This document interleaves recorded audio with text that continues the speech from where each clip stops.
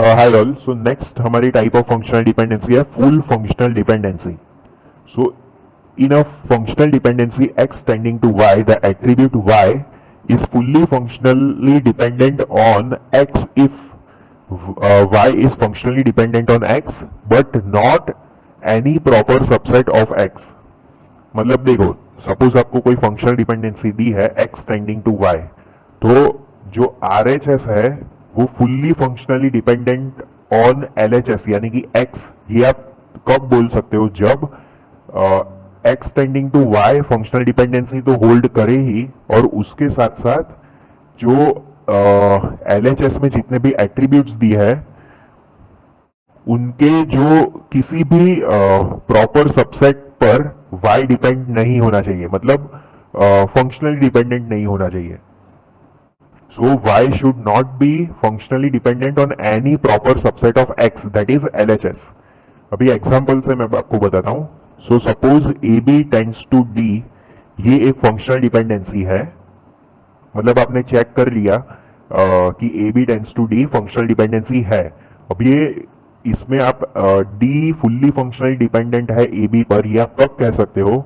जब देखो एलएचएस में ए बी है, सो इसके प्रॉपर सबसेट क्या होंगे? सो ए और बी इसके प्रॉपर सबसेट होंगे.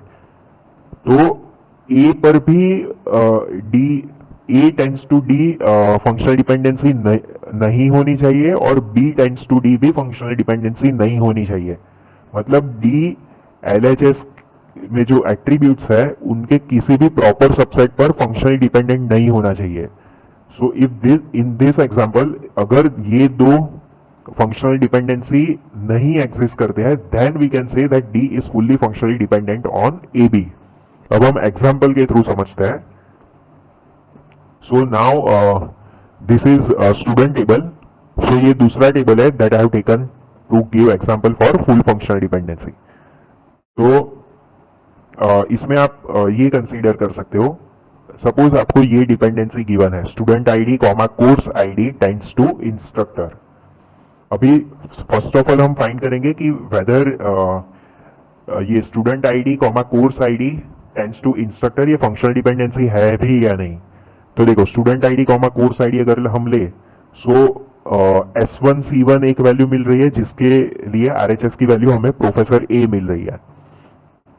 अभी S2C2 हमें मिल रहा है जिसके लिए प्रोफेसर बी वैल्यू है. और इसको एक और तरीके से भी आप देख सकते हो. देखो, student ID comma course ID की वैल्यूज लोगे तो सारी की सारी वैल्यूज डिस्टिंक्ट ही है. S1C1, S1C2, S2C1 and S2C2 ये सारी की सारी पेयर ऑफ वैल्यूज डिस्टिंक्ट है. सो हमने जो फंक्शनल डिपेंडेंसी के का फर्स्ट रूल पढ़ा था कि अगर LHS में हमारे पास डिस्टिंक्ट वैल्यूज है, सो हम बाय डिफॉल्ट उसे फंक्शनल डिपेंडेंसी कंसीडर कर सकते हैं. So that means this dependency is functional dependency. अब हमें चेक करना है कि इंस्ट्रक्टर स्टूडेंट आईडी पे फंक्शनली डिपेंडेंट तो नहीं है और कोर्स आईडी पे भी फंक्शनली डिपेंडेंट नहीं होना चाहिए. तो student ID tends to instructor का अगर हम देखें वैल्यूज, तो देखो स्टूडेंट आईडी में S1 प्रोफेसर ए को टेंड कर रहा है. अगेन S1 की वैल्यू जो है वो प्रोफेसर बी को पॉइंट कर रहा है. सो ये student ID tends to instructor तो फंक्शनल डिपेंडेंसी नहीं है क्योंकि S1 के लिए हमें डिफरेंट वैल्यूज मिल गई इंस्ट्रक्टर की. सो ये स्टूडेंट आईडी पर तो इंस्ट्रक्टर डिपेंडेंट नहीं है. अभी कोर्स आईडी का देख लेते हैं. तो देखो, C1 कोर्स आईडी के लिए प्रोफेसर ए वैल्यू मिली हमें और C1 के लिए अगेन प्रोफेसर सी मिली. तो ये डिफरेंट वैल्यूज मिल गई हमें सेम कोर्स आईडी के लिए. सो यूनिक वैल्यू नहीं है. So that's why course ID tends to instructor is also not a functional dependency. So we can say that instructor is fully functionally dependent on student ID, course ID. So this is an example of full functional dependency.